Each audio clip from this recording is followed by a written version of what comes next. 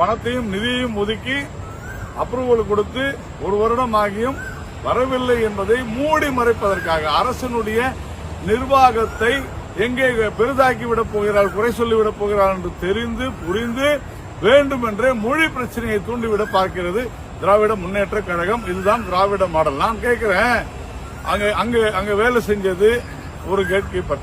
அந்த gate keeper வேலைக்கு எத்தனை பேர் தமிழ்நாட்டிலிருந்து அப்ளை பண்ணாங்கன்றதை எடுத்து பாருங்க. கேட் கீப்பர் வேலைக்கு எத்தனை பேர் அப்ளை பண்ணாங்க எடுத்து பாருங்க. அந்த வேலைக்கு யாரும் போவதில்லை தமிழ்நாட்டை சேர்ந்தவர்கள். ஆனால் இங்க என்ன சொல்றாங்க, மொழி தெரியாதனால தான். நான் என்ன கேட்கிறேன், இதற்கு இப்படித்தான் காரணம் சொல்வீர்கள் என்றால் ஒரு வதந்தி இருக்கிறது, அந்த நபர் மது அருந்தி இருந்தார் என்று.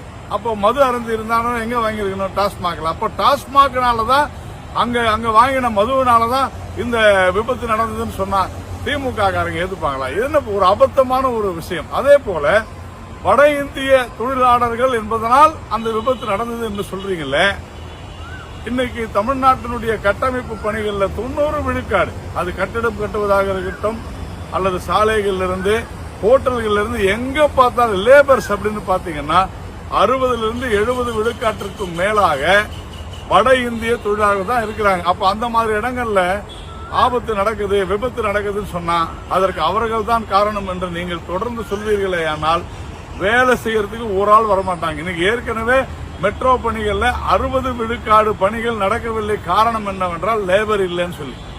ஒரு பக்கம் என்ன சொல்கிறோம், தமிழன் வளர்ந்து விட்டான், இது போன்ற தொழில்கள் எல்லாம், அதாவது வருவாய் குறைவாக கிடைக்கக்கூடிய தொழில்கள் எல்லாம் வேணான்றதுனால்தான் வட இந்தியாவிலிருந்து வராங்கன்னு சொல்றீங்க. அப்ப அவங்களுக்கு நீங்க மரியாதை கொடுக்கணுமா வேணாமா? இதுல ஒரு மொழி பிரச்சனை. அந்த நபர் தண்டிக்கப்பட வேண்டிய நபர், சிறைக்கு செல்ல வேண்டிய நபர் குற்றம் புரிந்திருக்கிறான் என்பதில் மாற்று கருத்தே இல்லை. ஆனால் உங்களுடைய தவறை மூடி மறைப்பதற்காக மொழி பிரச்சனையை நீங்கள் கொண்டு வருவது என்பது வன்மையாக கண்டிக்கத்தக்கது.